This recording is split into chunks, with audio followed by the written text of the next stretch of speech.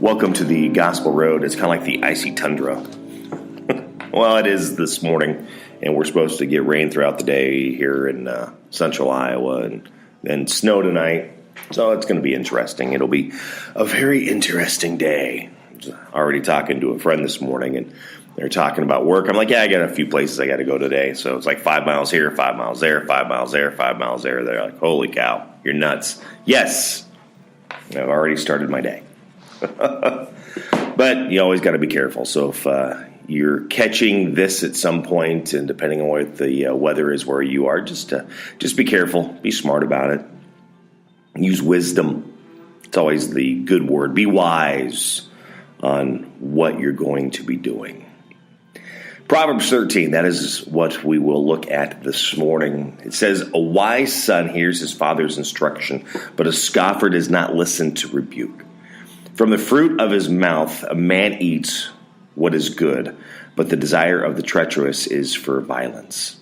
Whoever guards his mouth preserves his life.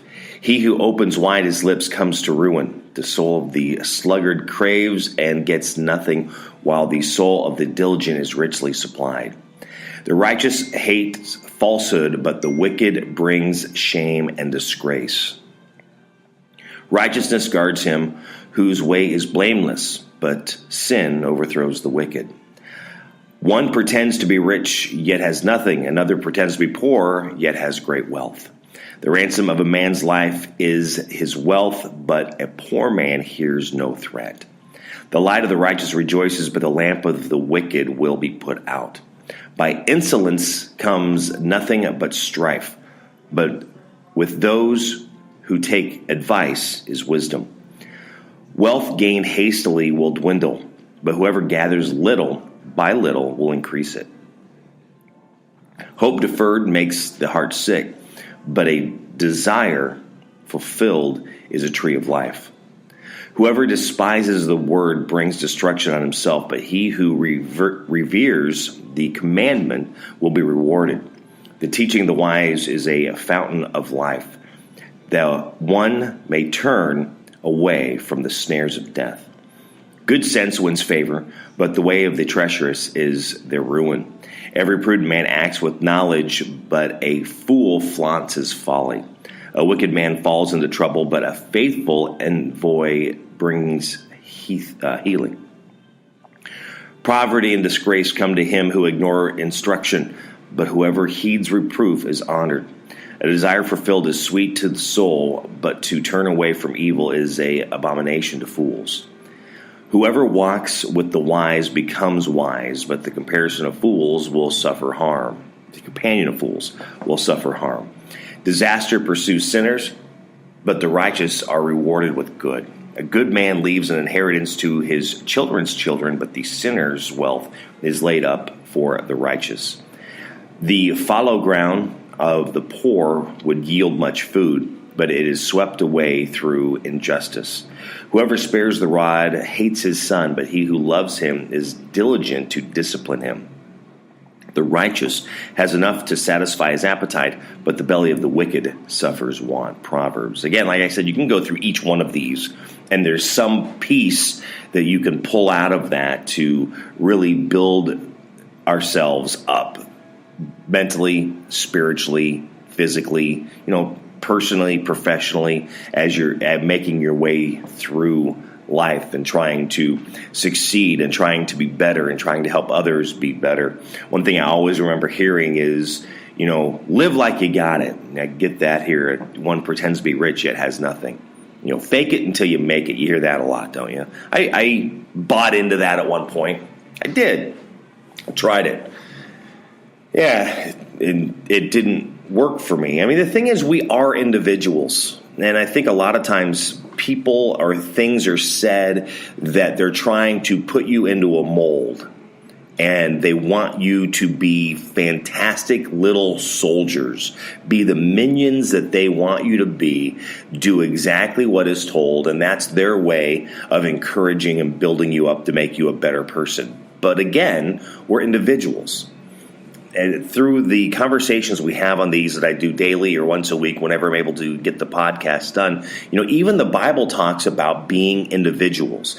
When it talks about our relationship, our walk with God, it's that individual walk. My walk with God is different from someone else's walk with God. The way I do something is going to be an individual way. Again, we could compare, we could do things in a similar manner, but we work in different ways because our minds think different. We're not the exact same. Now, there's certain jobs that you do that, you need to do these in a specific way. You need to do it in a specific order. It has to be done that way.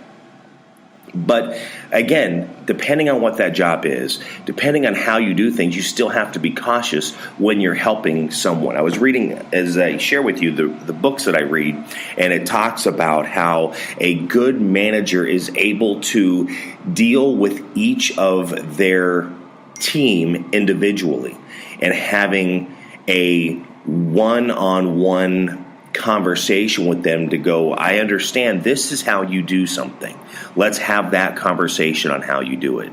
It's not coming down. I mean, I deal with it all the time, especially with things that I've learned and even training that I go through with some of the different jobs that I do. You have some people, this is how I do it. This is how you will do it. And again, not everyone's mind thinks that exact same way. They're talking about, well, my way's faster. Just because your way's faster doesn't mean it's easier for me to do. Sometimes my way could be just as fast, because this is what I've trained myself. This is what I am more used to doing. I mean, the biggest fight, and I still see it when you're going to work at different places, and it doesn't matter where, but when they're dealing with the opportunities when it comes to computers, you have ones that were dealing with it back before there were mice. Remember, those little things on the board that you click and all that? So it was all keyboard shortcuts. It was tab, enter, all those, but then they moved from the DOS base into a Windows base, and then all of a sudden the mice appeared, and you had the option of using that instead of using the other ways. And I know some people that do a mixture of both. I knew some that do one still, very strictly the one. I know some that do others. It's not easy. But it's trying to be able to understand what that individual is doing and trying to help them. And sometimes we're not going to understand it. I can have conversations with people every day, and people never understand me. They have no clue where I'm coming from or what I am doing or why I'm doing it. There always is that comment, the method to my madness. They just call me mad, and they forget the method part of it.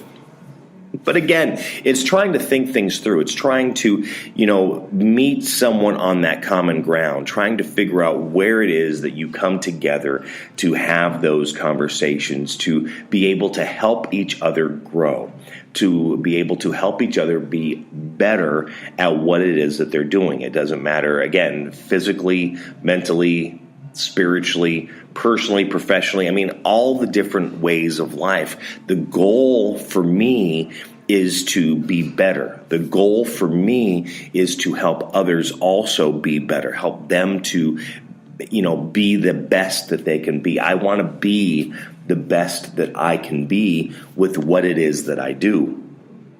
And I've shared with you many a times that I had someone make a comment to me that they called me a sponge because I get into something and I just want to learn. I want to know. I mean, yes, I was the nerd growing up. There was no Discovery Channel. There was no National Geographic. There was no documentary channel. So growing up, my dad always had to have cable, so we had that. I was watching the documentaries that they had on HBO and on Cinemax and on Showtime, growing up, over the summers. Yeah, I was that nerd.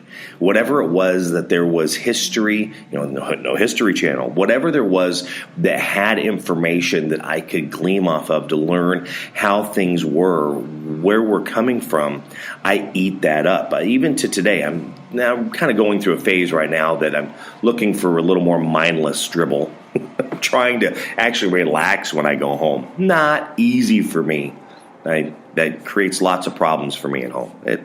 But anyway, So, but I get drawn into that. So now we have even more opportunities when you have Netflix, you have Hulu, you have YouTube, you have even more ways to go and find those different documentaries to really learn, to understand different things. And a lot of times I have some really deep conversations with people, and they're just amazed by those pieces. I mean, I even listen to the radio and I hear answers to questions, and it makes me wonder, where did you get your information from, and who have you compared that to? Because it's not always matching something that I know. Now, I'm not saying that things that I've learned are correct, because they could be wrong. Because again, when you watch things, when you read books, sometimes they can be skewed to a different side that they're trying to get you to believe, and it doesn't always mean that it's correct. That's why we have to verify. We have to know that when we're getting that information, it's a tool to understand, but to still be open to go, okay, is there a different way that we have to look at this? Because this is not giving both sides of the story. This is not the full account to what actually happened. Cautious, wisdom, knowledge, gaining that knowledge, learning as much as you can all the time. We have to always be learning. Thomas Jefferson, always be learning. He was, 70 and then went back to college. Always want to be learning something to better yourself, to make that step forward as you're trying to, be able to learn that to then share with others. And again, I throw things out. Again, I heard it, read it, true, not, I don't know. Verify. I'm not saying I'm right. I could be completely wrong. But it happens. I just run my mouth.